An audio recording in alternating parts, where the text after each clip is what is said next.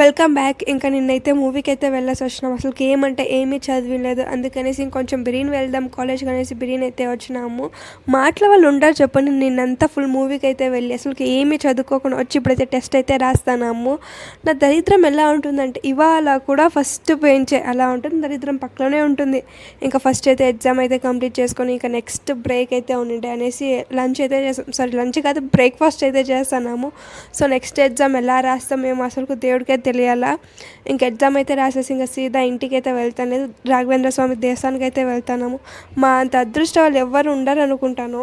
కరెక్ట్గా మహామంగళారతి ఇచ్చే టైంకి అయితే వచ్చినాము. సో దేవుని కొంచెం కోరికలు కొడుకొని ఎగ్జాములు బాగా కరెక్ట్గా పాస్ అయిపోవాలా, టీచర్స్ కొంచెం పాస్ చేసే చాలు అనేసి. జనాలు మాత్రం ఎంత మంది వచ్చినారంటే అంతే ఇంత కాదు. ప్రసాదం నిండుగా తినేసి ఇంటికి అయితే వచ్చాను. బాగా నిద్రపోయిన 2 hours ఏమో అనుకున్నాను. ఈ ఫ్రూట్ అయితే పక్కనింటి ఆంటీ అయితే ఇచ్చింది. అసలు పేరైతే తెలియదు. ఎలుక కొరికినట్లు కొరికి అయితే తినేసినాను.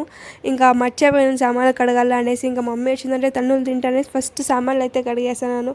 కూర్చొని చదివిన అసలు అర్థం కాలేదు, నిల్చుకొని చదివిన అర్థం కాలేదు, ఆఖరికి పనుకొని చదివినను అర్థం కాలేదు, ఇంకా తిరుక్కొని చదివినా కూడా అర్థం కాలేదు. ఇవన్నీ అయ్యే పనులు కాదని సైడ్కి అయితే వేసాను. ఎవరైనా చదివితే తలకాయ నొప్పిస్తుంది కానీ మనం చదివితే మాత్రం చెయ్యి అయితే నొప్పిస్తుంది. ఉంటాను మరి, బాయ్.